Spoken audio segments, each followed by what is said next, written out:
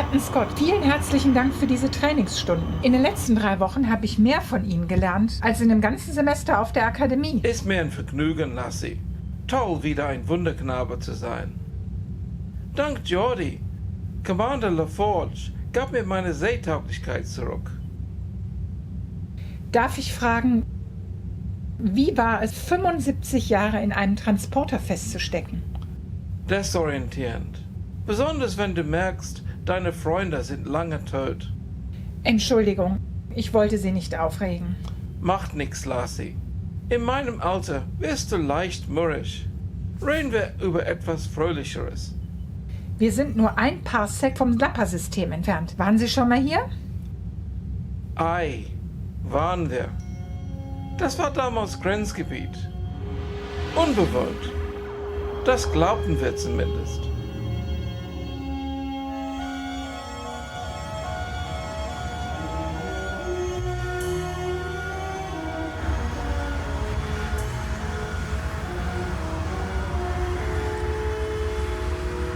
Das ist das Schlimmste, was passieren konnte. Jetzt beruhig dich. Rob, das ist das 4. Pylonversagen diesen Monat. Nur dieses Mal haben wir die Enterprise und ihren Chefingenieur, die uns über die Schultern schauen. Nichts für ungut. Bin nicht beleidigt. Das ist brandneue Technologie, schon vergessen? Habe ein bisschen Geduld. Ich sagte dem Wissenschaftsrat, wir würden Lappa 3 in weniger als einer Dekade terraformen. In dieser Geschwindigkeit brauchen wir doppelt so lange. Und du weißt, wie ungeduldig die sind. Das ist immer noch ein ganzes Jahrhundert schneller, als es zuvor gemacht wurde, Doktor. Höre doch auf den Mann, ja? Falls das funktioniert, nein, wenn das funktioniert, können wir Welten für Millionen terraformen, vor Krieg, Hungersnöten und sogar Katastrophen. Ich schätze, ihr habt beide recht. Ich breche nur ungern ein Versprechen. Warum inspizierst du Sektion 12 nicht selbst? Wenn der Pylon eine Macke hat, bist du vor Ort zur Reparatur. Das, Dr. DeWitt, ist eine sehr gute Idee. Doktor, kann ich mitkommen? Ich möchte Ihre neue Nutzung der Transporttechnologie sehen. Vielleicht eine gute Idee, ein zweites Paar Augen auf das Problem zu haben. Und Hände. Super.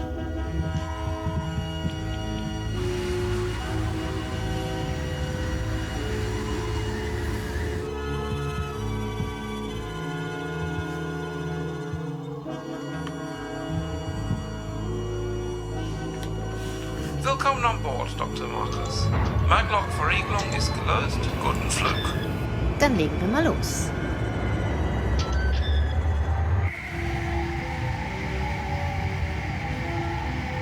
Shuttle an Lappa Außenposten. Wir sind auf Kurs nach Sektion 12 und sollten die Inspektion beendet haben in 11,6 Minuten.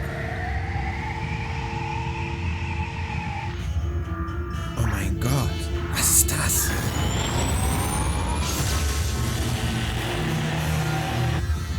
Raus hier! Beweg dich! Los!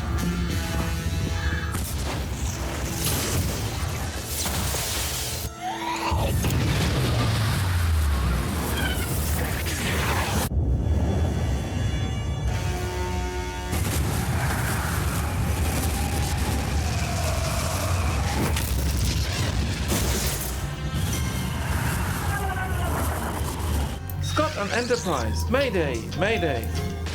Shuttle Control blockiert. Unbekannte Explosion auf Lappa Außenposten. Enterprise, empfängt ihr mich? Enterprise!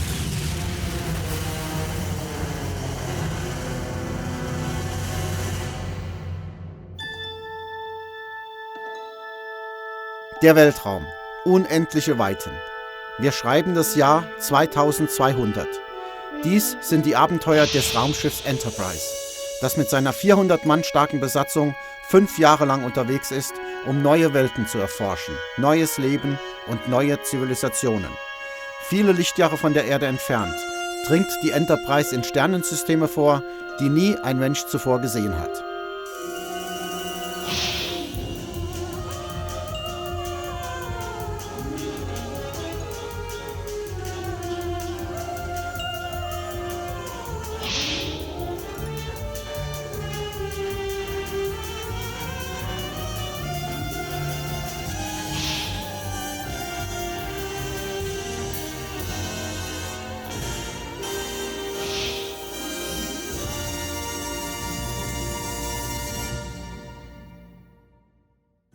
Computerlogbuch der Enterprise, Sternzeit 7713,6 im Orbit um Lapa 3 im Grenzgebiet.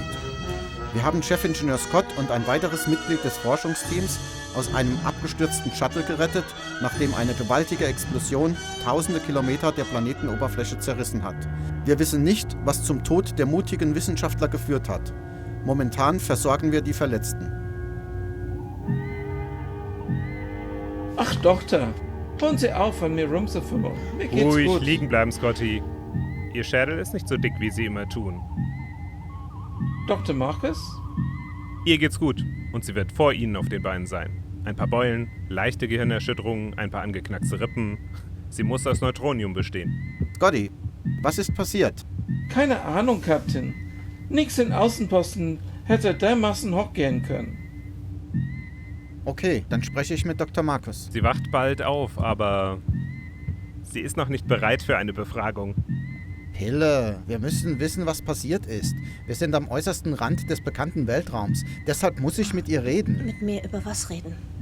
Wow, nicht bewegen. Wie fühlen Sie sich? Es geht mir gut. Wo bin ich? Sie sind an Bord der Enterprise. Ich bin Captain James T. Kirk. Mein Schiffsarzt Dr. McCoy. Was ist mit dem Außenposten passiert? Wieso bin ich hier? Der Außenposten auf Lapa 3 wurde zerstört. Zerstört. Es gab eine Explosion. Große Teile des Planeten mitsamt dem Außenposten sind verbrannt. Außer Ihnen und meinem Chefingenieur gab es keine Überlebenden.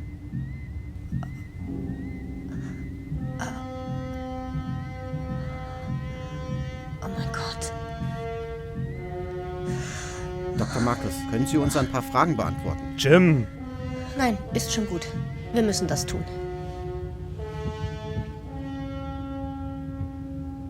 Woran erinnern Sie sich? Wir wollten einen Terraforming-Pylon überprüfen. Dann geschah etwas.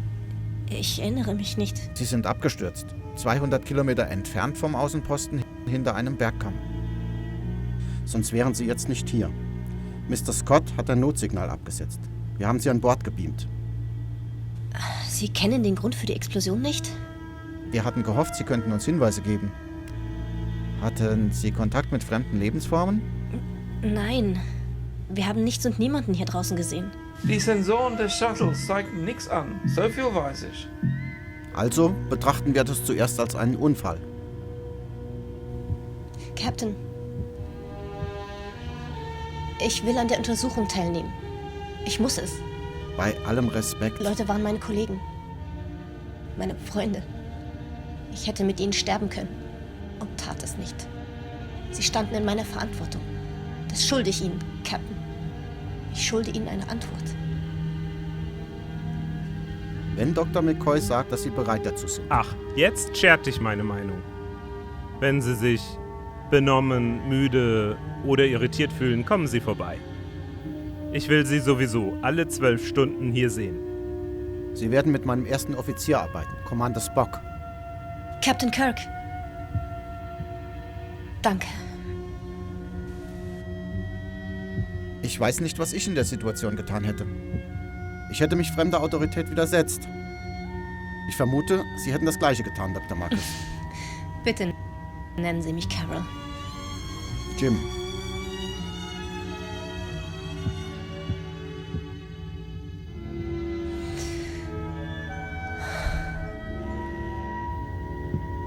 Schau mal, Jim. Carol Marcus verarbeitet eine furchtbare Tragödie.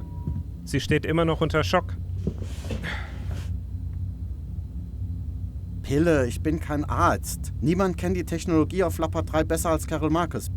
Wir brauchen sie. Und sie braucht Fürsorge.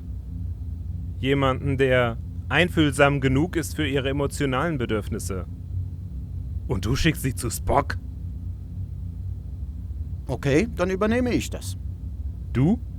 Bist du überrascht? Eigentlich nicht. Mr. Spock. Captain, ich arbeite an der Analyse der Explosion. Ich muss Dr. Marcus befragen. Was wissen Sie bis jetzt? Das Terraforming-Projekt nutzt eine modifizierte Transportertechnologie. Um die Atmosphäre umzuwandeln und um organische Moleküle aus Rohmaterialien zu bauen, bedarf es beträchtlicher Energie.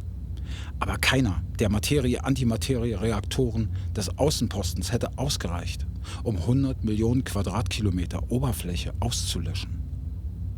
Sobald Mr. Scott auf den Beinen ist, soll er sich auf der Brücke melden.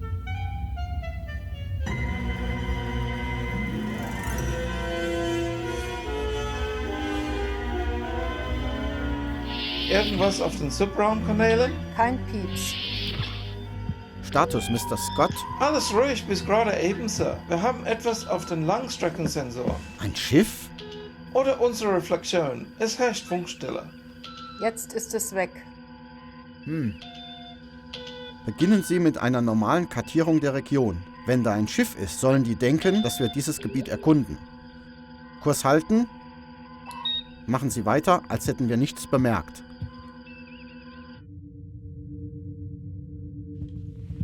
Dr. Marcus, Mr. Spock, unser Wissenschaftsoffizier.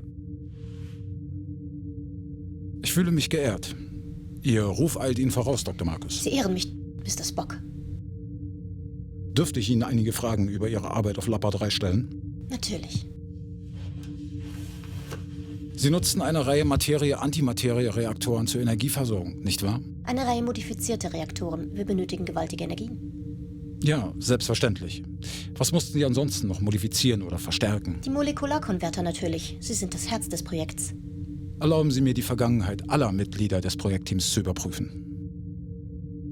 Was meinen Sie damit? Ich muss allen Möglichkeiten nachgehen, einschließlich Sabotage. Ich kenne diese Leute. Kannte diese Leute. Ich vertraute ihnen mein Leben an. Tja, das taten Sie und sind beinahe gestorben. Ich muss in Betracht ziehen, dass Ihr Vertrauen fehlplatziert war. Also diese Möglichkeit steht für mich außer Frage. Kann ich die Daten des Außenpostens irgendwo durchsehen? Ein Fähnrich steht auf dem Flur. Er bringt Sie in Ihr Quartier. Danke. Glauben Sie, Sie hätten das ein bisschen taktvoller machen können? Taktvoller? Spock!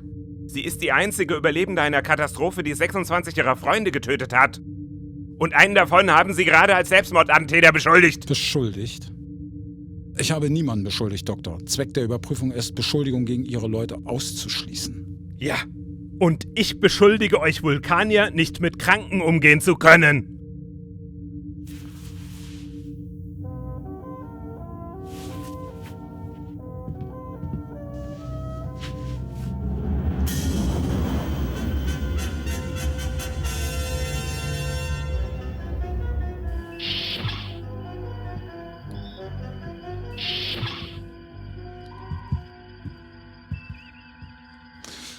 Ich habe mit Dr. Marcus gesprochen. Sie war nicht sehr hilfreich. Sie hat viel zu verarbeiten. Das müssen Sie ihr zugestehen. Ja, Emotionen sind stets eine Entschuldigung für unlogisches Verhalten. Bitte um Erlaubnis, zum Planeten zu beamen und den Ort der Explosion zu untersuchen. Ist das sicher?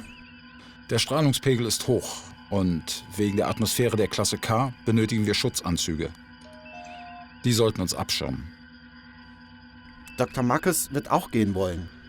Captain, ich benötige Ihre Hilfe nicht. Und mit emotionalen Ausbrüchen wird sie nur ein Hindernis sein. Emotionale Ausbrüche?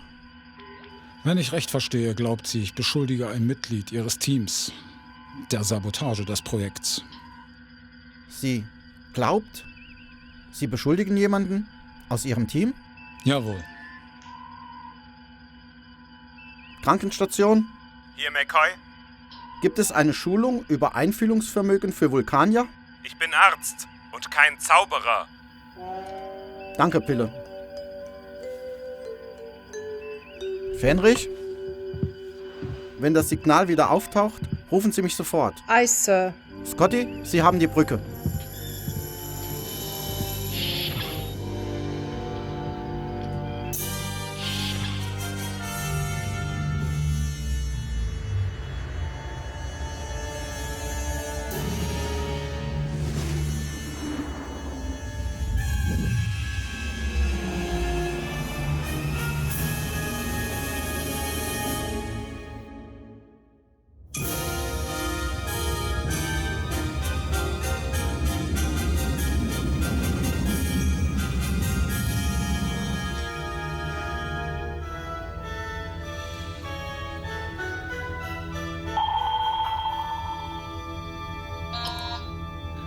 Herein.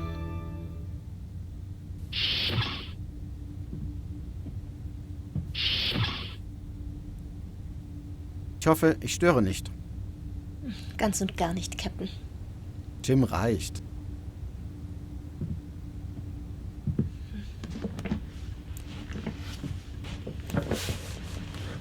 Ich entschuldige mich für meinen ersten Offizier. Er meint es gut. Entschuldigungen sind unnötig. Er stellte die richtige Frage. Sie gefiel mir nur nicht. Wie ich sehe, studieren Sie Spocks Bericht. Er ist sehr gründlich. Er ist Vulkanier. Habe ich bemerkt. Da gibt es nicht viel zu sehen. Nur Sensordaten des Shuttles. Der Außenposten ist einfach explodiert. Alle tot. Es macht keinen Sinn. Ich beame mit ihm auf den Planeten. Das weiß er. Kommen Sie damit klar? Ja. Das tue ich. Mr. Spock, wird er kein Problem mit meiner Anwesenheit haben? Meinen Emotionen? Er muss sich jeden Tag mit Dr. McCoy arrangieren. Oh, natürlich. Als kleines Mädchen sammelte ich Tiere. Alle möglichen. Insekten, Echsen und Mäuse und Vögel. Ich war völlig besessen. Meine Mutter schenkte mir einen mikroholographischen Projektor, die man in Krankenhäusern verwendet. Ich konnte die Tiere scannen und studieren. Wo sie lebten, atmeten, sich vermehrten, ihren ganzen Lebenszyklus. Ambitioniertes Hobby. Meine Mom glaubte, Frauen sollten ihren Träumen folgen. Und das führte zu Ihrer Karriere im Bereich Terraforming? Nein, es war meine Abschlussarbeit. Gegen Hungersnöte. Es gab zu viele Leute zu evakuieren. Und die Föderation konnte nicht schnell genug Nahrung liefern, um alle zu versorgen. Es war herzzerreißend. Es gab einen Planeten im System, der Leben ermöglicht hätte. Sie hatten das Terraforming begonnen. Aber es hätte 100 Jahre gebraucht. Also fing ich an, darüber nachzudenken, wie man es schneller schafft. Ich schätze, das ist die Mutter in mir. Oh, ich wusste nicht, dass Sie Kinder haben. Habe ich auch nicht. Ich hauche neuen Weltenleben ein. Orte, wo neues Leben gedeihen kann. Das ist die höchste Art des Bemutterns überhaupt, oder nicht? Eine Mutter ist und bleibt das heiligste Wesen auf Erden. Samuel Taylor Coleridge. Sie lesen die Klassiker. Nur was auf Lappa 3 passierte, ist ganz und gar nicht heilig. Hören Sie, Carol. Leute wie wir, Sie und ich, uns wurde Autorität auferlegt. Wir treffen Entscheidungen, schwierige Entscheidungen. Manchmal sind diese Entscheidungen riskant. Und manchmal sterben Leute. Das ist Teil des Jobs. Und sich um sie zu sorgen, was mit ihnen passiert, das ist auch Teil des Jobs. Es muss uns nicht gefallen, aber wir müssen es akzeptieren. Oder wir paralysieren uns selbst. Wir müssen uns des Vertrauens würdig erweisen, das andere in uns setzen. Weil wir würdig sein müssen.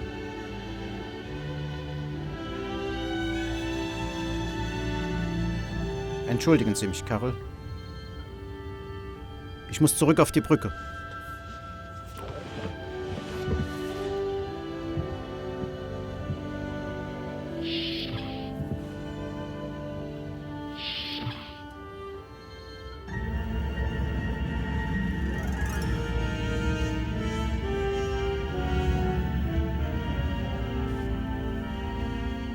Die Messungen kommen von hier, im Zentrum der Explosion.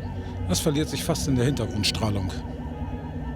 Haben Sie schon einmal etwas Ähnliches gesehen? Nein, das kommt nicht von unserer Ausrüstung. Die Signatur ist mir völlig unbekannt. Es scheint logisch dort anzufangen. In der Tat.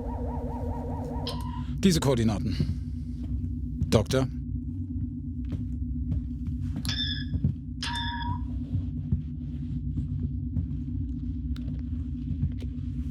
Energie.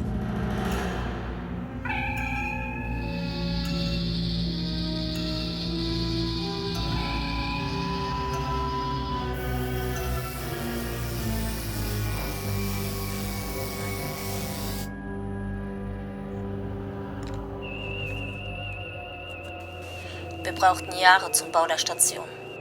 Noch länger, um sie online zu kriegen. Und das blieb davon übrig. Mr. Spock? Irgendetwas? Das Zentrum der Explosion erreichte 5726,85 Grad Celsius. Es verdampfte an den Außenposten und die Insassen fast sofort.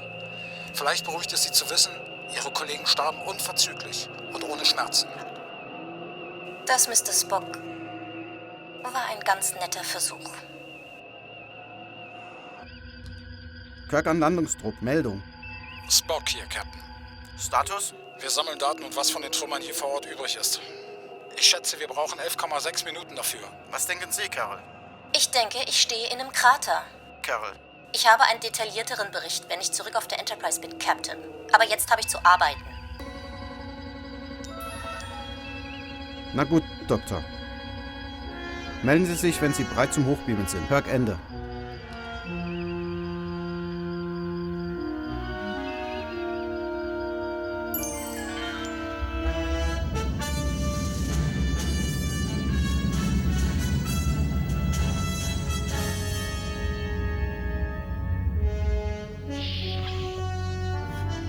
Hille, bist du beschäftigt? Wie kommst du denn auf die Idee? Seit Chapel zu ihrem Medizinerexamen geflogen ist, bin ich ruhig wie ein Triple. Auf einer klingonischen Jagd. Was liegt dir auf der Seele, Jim? Carol, Dr. Marcus. Was ist mit ihr? Es ist merkwürdig. Sie reißt sich zusammen, aber ich weiß nicht, wie ich es... Also ist mein Job als Schiffscounselor nicht in Gefahr? Ich bleib beim Kommando, das ist sicherer. Männer. Captains. Vulkanier. Es ist verständlich. Sie sind emotional aufgewühlt. Dies veranlasst sie zu negativen Reaktionen, auch wenn andere sie beruhigen wollen. Bei Ihnen klingt das wie Magenschmerzen. Nur etwas emotional aufgewühlt? Eine Verfassung, üblich bei Menschen. Was? Wäre nicht das erste Mal, dass es dir eine attraktive Frau angetan hätte. Pille. Ich habe kein romantisches Interesse an ihr. Das wäre falsch und unangemessen als Captain. Ja, stimmt, aber das meinte ich nicht. Fühlen Vulkanier keinen Schmerz? Das ist nicht ganz korrekt.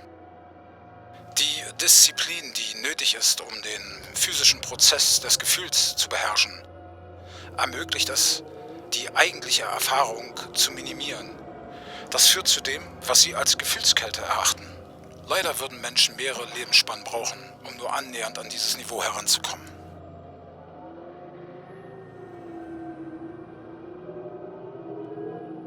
Mr. Spock?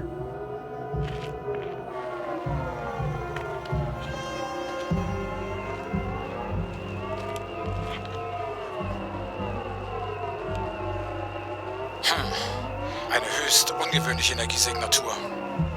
Es scheint die Quelle der Anomalie zu sein. Das ist keins von unseren. Die Strahlung ist innerhalb der Toleranzwerte.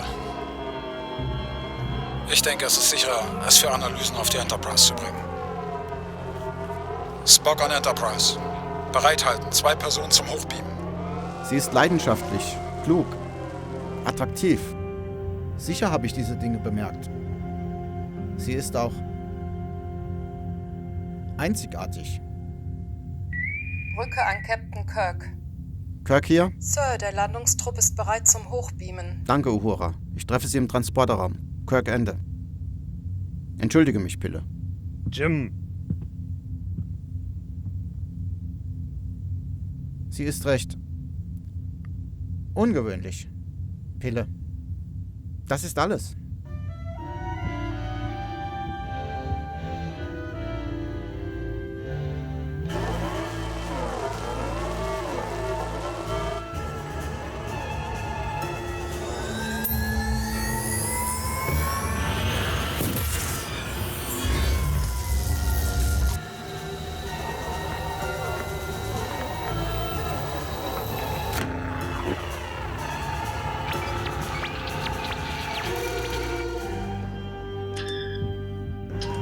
Was ist los? Ich kann keinen erfassen.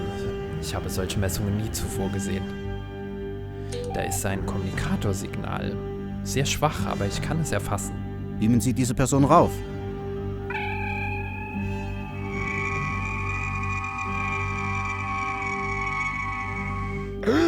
Spock, sind Sie in Ordnung? Energieentladung. Beschädigtes Atemgerät. Dr. Markus. Es gibt kein Signal zu erfassen, Sir. Lass mich ran, Bursche. Ich weiß da was. Faszinierend. Sowas ist mir neu. Lenk mich nicht ab. Wenn Ihr Atemgerät gerissen ist, stirbt sie. Ich mach schon, Sir. Scotty, schicken Sie mich runter.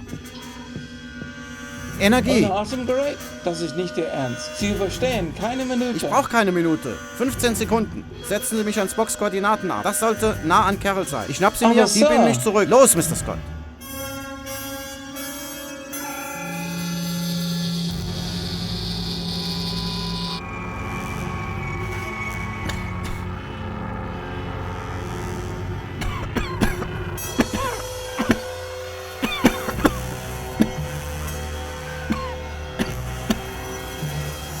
Energie. Ich mach schon, Sir.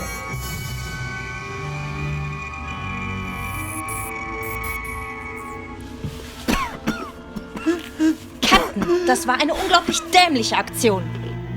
Gern geschehen. Ich schätze, Sie zwei haben was gefunden? Trümmer vom Außenposten mit ungewöhnlichen Energiewerten. Sehr gut. Captain, Sie sollten... Mir geht's gut, Spock. Weitermachen. Jim, danke, dass Sie für mich zurückgekommen sind. Finden wir raus, warum wir die Transportererfassung auf Sie verloren haben. Wir wollen Sie nicht wieder verlieren.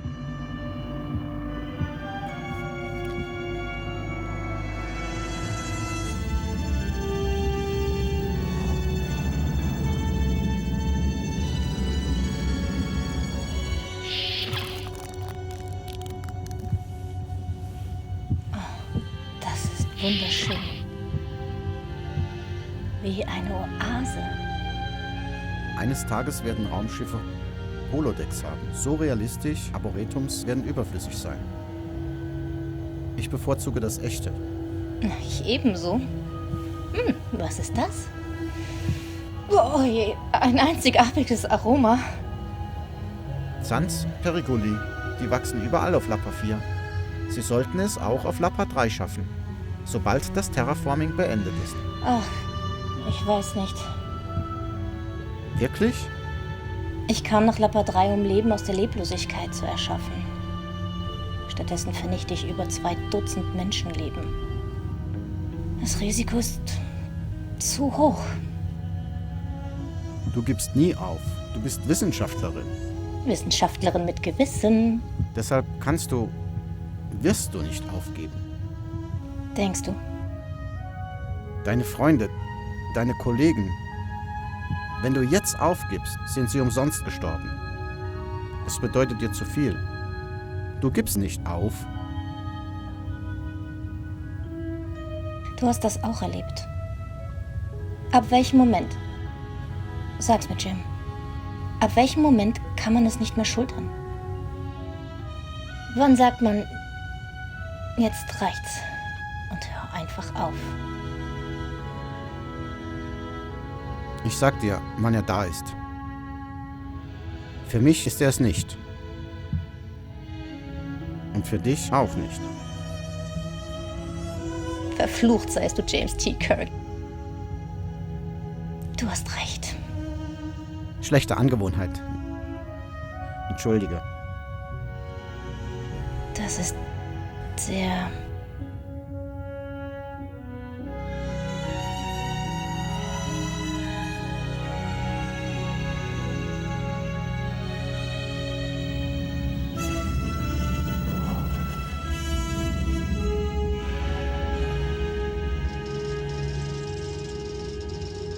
Mr. Spock, schauen Sie sich das an.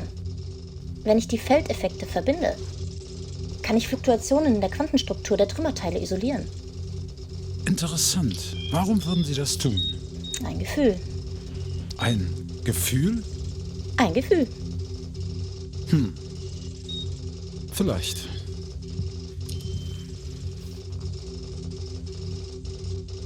Faszinierend.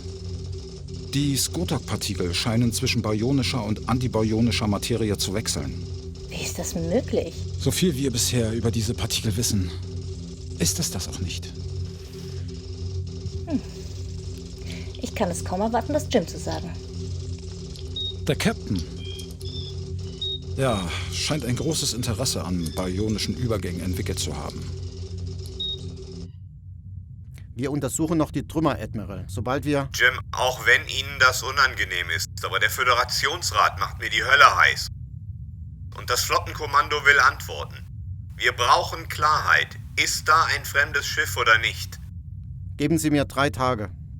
Wir haben keine 3 Tage, Jim. Fitzpatrick will in diesem Moment eine Kriegsflotte zusammenstellen. Ich tue, was ich kann, um Eskalationen zu vermeiden. Aber ich verlange Ergebnisse von Ihnen. Rasch. Sternenflotte, Ende. Herein? Ich habe Neuigkeiten. Gute oder schlechte Neuigkeiten? Ich weiß nicht, ob es gute sind. Es ist nur, wir glauben, wir haben herausgefunden, dass es die Skotak-Partikel sind. Sie erscheinen als trillende Variablen. Und das zeigt sich als eine baryonische Fluktuation. Du verbringst zu viel Zeit mit Mr. Spock. Der Punkt ist, wir glauben, dass wir die Energiesignatur isoliert haben. Hast du Hunger? Nein, ich habe erst gegessen. Vor 9 Stunden. Vielleicht sollten wir zusammen Abendessen. Das ist eine gute Idee. Ja, ist es. So. Du hast recht. Ja, finde ich auch. Wir gehen nicht essen, oder? Noch nicht.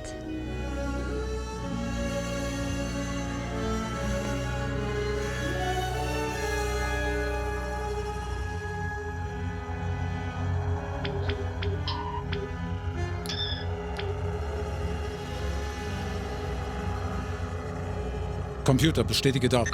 Daten bestätigt. Kodiere auf Diskette. Spock an Brücke. Brücke hier. Ich hatte den Captain erwartet. Noch nichts, Sir. Danke, Lieutenant.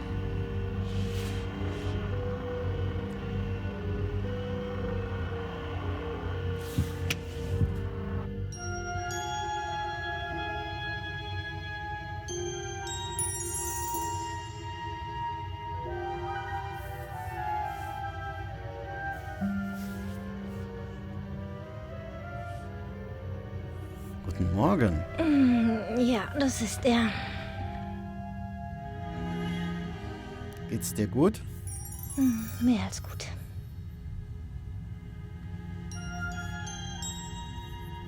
War das die falsche Antwort? Nein. Die Antwort war richtig. Dann sag, was los ist. Ich muss an die Zeit an der Akademie denken. Es steht nirgendwo geschrieben. Niemand in der Klasse redet darüber. Nicht offiziell. Aber eines der Dinge, von denen man hört: Der Stuhl des Captains ist der einsamste Ort im Universum. Und wenn du einmal darin sitzt, verändert es dich. Und du denkst daran, Weil ich beginne zu realisieren, wie recht sie hatten.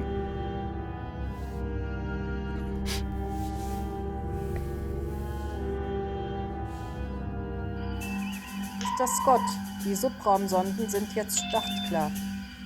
Dann jetzt oder nie. Brücke an Captain Kirk. Kirk hier. Alles bereit, Sir. Kurs durch die Staubwolke setzen. Sie haben ihn gehört. Bring uns auf Warp frei, bis auf unter 100.000 Kilometer heran. Dann halber Impuls in Richtung Wolke. Ja, Sir.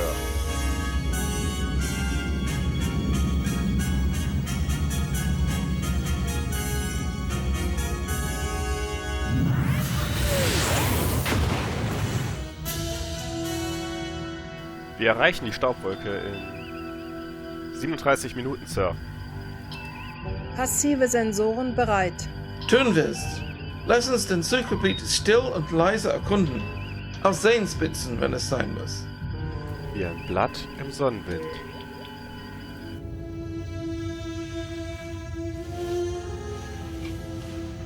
Ich muss leider zur Brücke. Ich habe auch zu arbeiten. Ja, das hast du.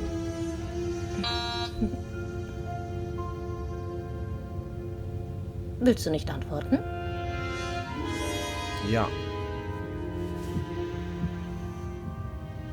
Herein.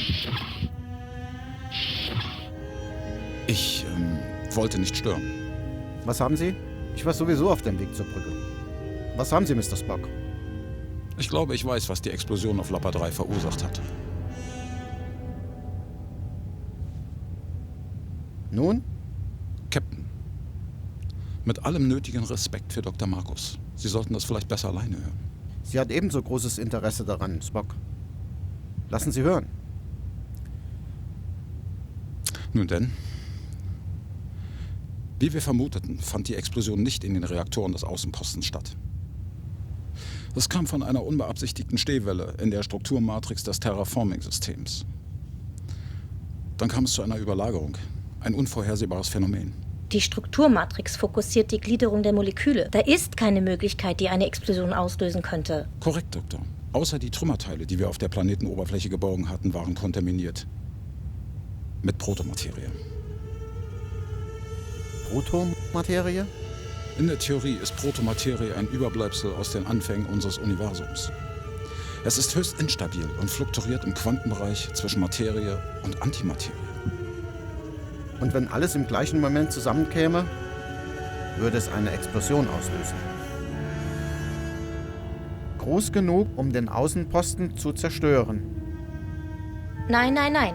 Das ist nicht möglich. Wir hatten keine... Es war immer eine Möglichkeit, Doktor. Eine Möglichkeit, die Sie seit der theoretischen Basis des gesamten Projekts kannten. Eine Möglichkeit, so unwahrscheinlich, dass sie statistisch unbedeutend war. Trotz dessen, das Experiment bildete Protomaterie. Und diese Protomaterie war Ich will Ihre Daten überprüfen. Natürlich, nur wenn Sie keine Fehler Natürlich finden. nicht. Vulkanier sind ja unfähig, darin falsch zu liegen. Nein, Vulkanier sind nur nicht bereit dazu, ungenau zu sein. Die wichtigste Frage ist jetzt, egal, ob die Bildung der Protomaterie beabsichtigt war oder nicht. Wenn es kein Unfall war, dann war es Sabotage. Okay, das reicht. Mr. Spock, lassen Sie Dr. Marcus Ihre Arbeit überprüfen. Ich versichere Ihnen, dass ich überaus gründlich war. Nicht deswegen muss sie es sehen. Verstehen Sie, Mr. Spock? Zweifellos, Sir. Wegtreten.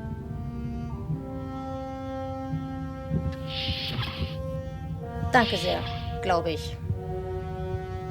Gern geschehen. Ich muss zur Brücke.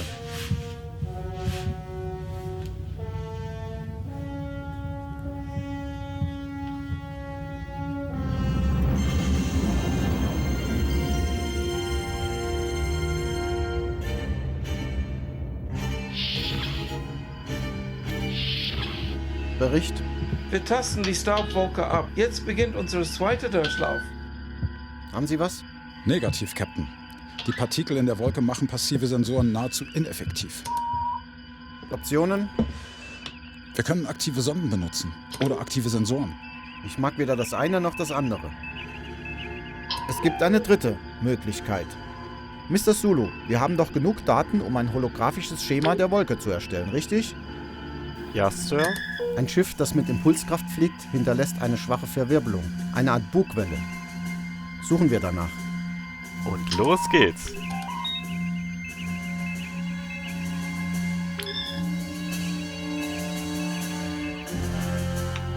Da ist sie. Mr. Sulu, Abfangkurs.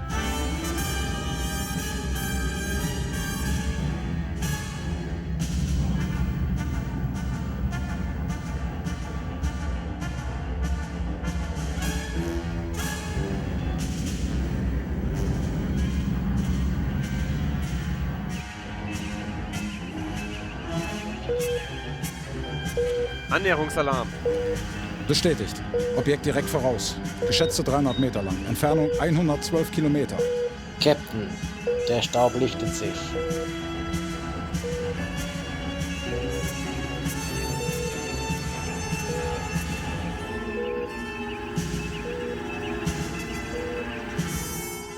Ruffrequenzen öffnen. Ruffrequenzen offen. Fremdes Schiff. Hier ist Captain James T. Kirk vom Föderationsraumschiff Enterprise. Wir sind keine Bedrohung. Bitte identifizieren Sie sich. Sie laden Ihre Waffen. Volle Kraft zurück. An alle. Roter Alarm. Schilde hoch. Phaser bereithalten.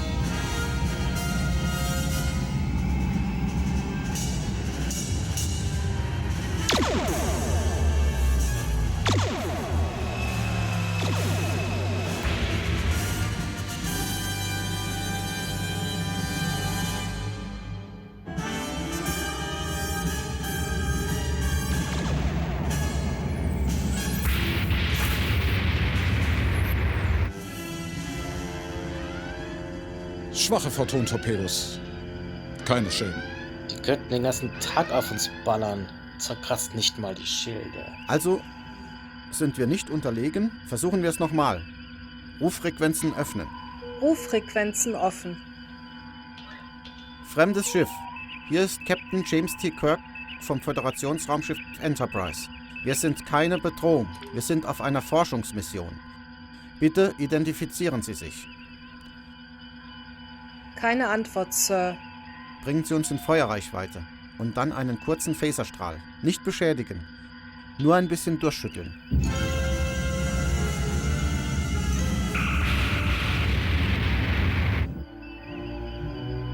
Geringer Schaden an den vorderen Schilden des fremden Schiffs. Es hat aufgehört, uns zu verfolgen. Diese Position halten. Aye, Sir. Bleibe in Haltestellung. Dann schauen wir mal, ob Sie jetzt reden wollen. Öffnen Sie einen Kanal. Kanal offen, Sir. Fremdes Schiff. Hier spricht Captain James T. Kirk vom Föderationsraumschiff Enterprise. Wir repräsentieren die Vereinte Föderation der Planeten. Identifizieren Sie sich. Wir schulden Ihnen keine Erklärung. Wir haben das Recht, uns zu verteidigen. Wir sind keine Bedrohung.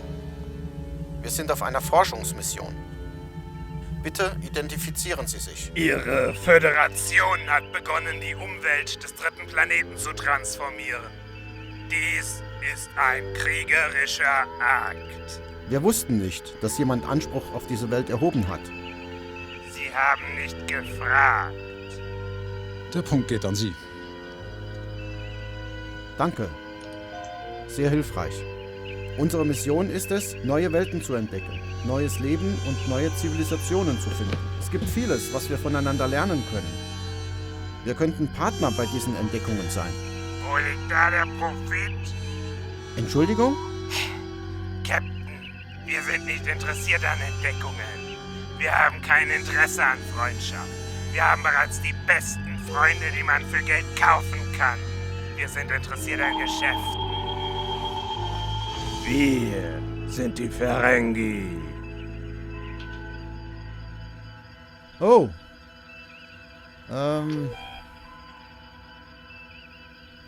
Dann schlage ich vor, dass wir eine Handelszone vereinbaren. Eine Handelszone? Die Föderation ist ebenfalls an Profit interessiert. Captain Kirk. Ihre Leute kennen bereits unsere kommerziellen Interessen hier. Wir treiben längst Handel mit ihnen. Uns ist keinerlei Handel zwischen unseren Völkern bekannt. Ich sollte Sie informieren. Captain, das Einzige, was teurer ist als die Frage, ist die Antwort. Mr. Spock.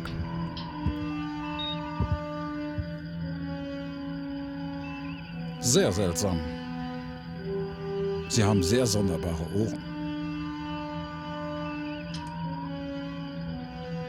Sagt er die Wahrheit? Gibt es irgendwelche Aufzeichnungen von Föderationskontakten mit einer fremden Spezies hier draußen? Keine, von der ich wüsste. Aber ich sehe keinen taktischen Vorteil darin, sich auf ein Handelsabkommen zu berufen, wo keines existiert. Das bedeutet, die konnten also nur Geschäfte machen mit dem Team von Lapa 3. Jim, wenn dies der Fall ist, ist es höchst unwahrscheinlich, dass Dr. Markus nichts davon wusste. Das ist unlogisch. Nein, das passt nicht zu Dr. Markus. Ich nehme an, Sie haben Beweise. Ich werde mit ihr reden. Ferengi? Was zur Hölle sind Ferengi? Die sagen, dass sie mit den Menschen Handel getrieben hätten. Und die einzigen Menschen... Unmöglich. Wer dann? Jemand aus deinem Team? Was? Bin ich so inkompetent, dass ich einen Schwarzmarkt nicht erkennen würde, direkt vor meiner Nase? Oder bin ich ein fauler Buchhalter, der nicht notiert, wenn eine Ladung mit Nachschub von Gott weiß wo ankommt? Oder vielleicht bin ich einfach nur dumm. Jetzt übertreibst du aber. Übertreiben. Ich habe gerade erst angefangen. Halt den Mund. Es ist mir egal, ob du davon wusstest oder nicht. Darum geht es überhaupt nicht. Ich möchte nur wissen, was gehandelt wurde. Gar nichts. Ich würde davon wissen. Du bist doch eine gute Wissenschaftlerin. Denk mal nach. Woher kam die statistisch unbedeutende Protomaterie? Okay. Das ist eine gute Frage. Ja, das dachte ich mir.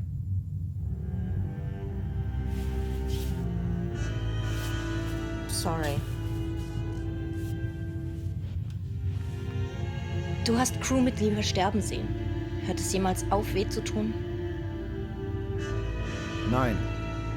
Man lernt damit zu leben. Das ist eine schreckliche Art zu leben. Ja, das ist es. Aber es ist besser als die Alternative. Spock und Captain Kirk. Kirk hier? Können Sie auf die Brücke kommen? Wir haben etwas sehr Interessantes über das fremde Schiff herausgefunden. Bin auf dem Weg. Kirk, Ende.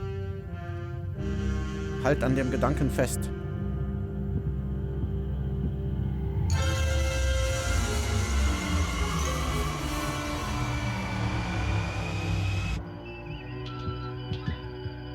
Bitte sagen Sie mir, dass Sie was gefunden haben. Vannish Solgard und ich haben eine komplette Sensorenabtastung des fremden Schiffs durchgeführt. Die Schiffstechnologie ist auf dem gleichen Stand wie das der Föderation. Aber wir haben eine Abweichung entdeckt. Ich fand geringe Mengen von Protomaterie im Frachtraum des Schiffs. Natürlich. Sabotage ist keine logische Möglichkeit. Es wäre nicht profitabel, seinen Handelspartner zu töten. Andererseits, wenn man den Handelspartnern nicht traut, hält man den Teil der Bedienungsanleitung zurück, auf dem steht, nicht in die Luft sprengen. Wir wissen aus Mr. Scotts Bericht, dass das Terraforming-Team hinter dem Zeitplan lag. Ein Geschäftsabschluss zur Verbesserung ihrer Transportermatrizen erschien logisch. Aber womit haben Sie gehandelt? Uhura, rufen Sie das fremde Schiff. Und Dr. Marcus soll auf die Brücke kommen. Fremdes Schiff, hier spricht Captain James T. Kirk. Ja, Captain. Sie haben Protomaterie-Technologie an den Lappa 3 Außenposten verkauft. Für welche Gegenleistung? Wir verletzen die Vertraulichkeiten unserer Handelspartner nicht. Auch nicht, nachdem diese tot sind? Bedauerlicherweise leider ja. Wir wollen eine Handelszone einrichten. Ich nehme an, das erscheint Ihnen ebenso profitabel wie uns. Der Preis für weitere Verhandlungen sind Informationen. Ein Moment. Sie verhandeln mit ihm? Nein, ich spiele Poker mit ihm. Wir haben einen Satz Transportermatrizen geliefert. Verbessert zur Protomaterie-Erzeugung. An wen haben Sie geliefert? Robert DeWitt, den Handelsoffizier. Dr. Robert DeWitt, der stellvertretende Projektleiter. DeWitt? Ein Handelsoffizier? Er war niemals... Oh mein Gott. Er musste verzweifelt gewesen sein. Er betrieb das Terraforming von Lappa 3 so leidenschaftlich voran wie ich. Je mehr das Projekt hinter den Zeitplan fiel, desto verzweifelter wurde er. Er kam wohl zu der Überzeugung, dass es das Risiko wert ist. Oh mein Gott. Danke, Ferengi-Händler. Erlauben Sie, dass ich 2 Regeln meines Volkes zitiere, Captain. Erstens, Frieden ist gut fürs Geschäft. Zweitens, Krieg ist noch besser fürs Geschäft.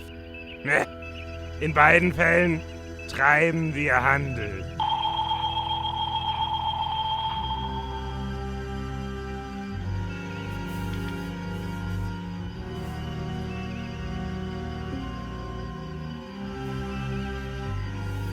Steuermann, Kurs setzen auf Raumbasis 26. Warp-Faktor 4.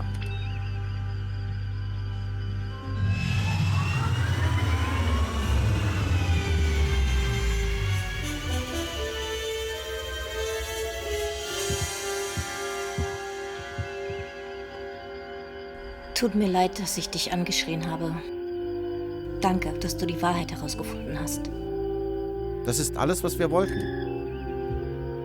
Hilft es dir? Ein wenig. Ich fühle mich so leer. Ohne meine Arbeit, ohne meine Freunde. Ich weiß nicht, wie du dich fühlst, Carol. Aber wenn ich die Enterprise verlieren würde, wäre es wohl das Gleiche für mich. Aber das geht niemals vorüber, das hast du selbst gesagt. Carol. Nein, ich komme drüber weg. Ich beginne von vorn. Was wir durch die Explosion gelernt haben. Jetzt weiß ich, wie es funktioniert. Ich bekomme das hin.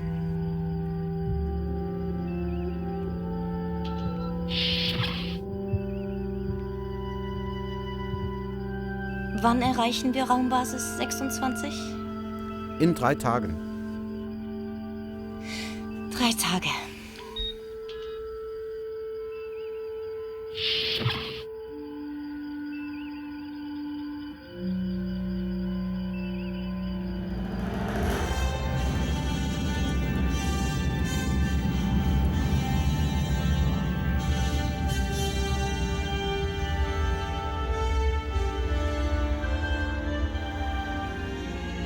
Ich brauche nur 1 Minute.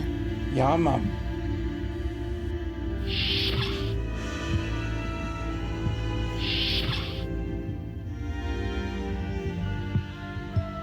Carol, ich wollte dich gerade rufen. Ich beame rüber zur Abschlussbesprechung mit Withrow. Komm doch mit. Wir könnten zusammen Abendessen. Tut mir leid, ich kann nicht. Jim, schau mal. Okay, gut. Auch gut.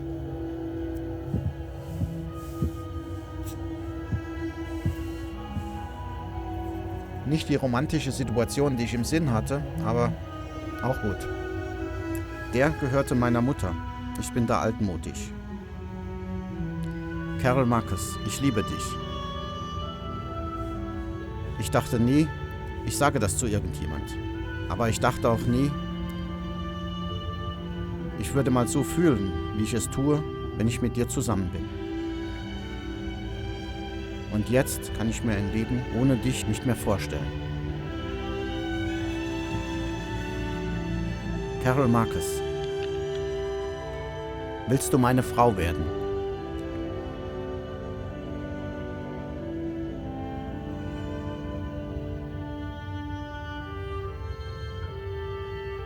Nein.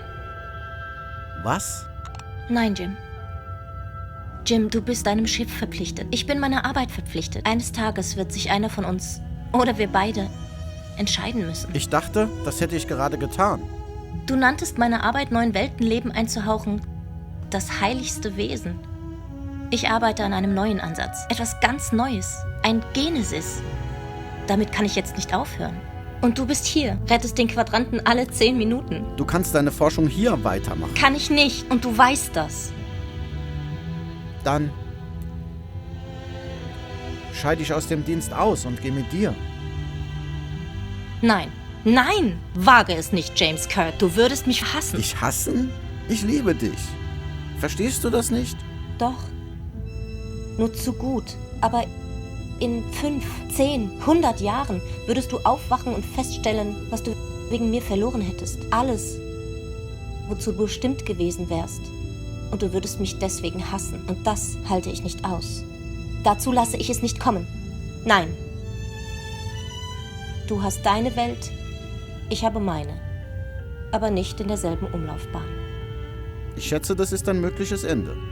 Aber ich sollte meine Wahl selbst treffen. Sollten wir nicht eine Wahl treffen? Ja, Und das habe ich gerade. Ich liebe dich wirklich, Jim. Von ganzem Herzen. Aber ich bitte dich, halt dich fern. Um unseretwillen. Für uns alle 3. 3? Ich bin schwanger. Unser Sohn soll nicht mit dir durch die Galaxis jagen. Erlaube mir, erlaube uns Freiraum. Bitte.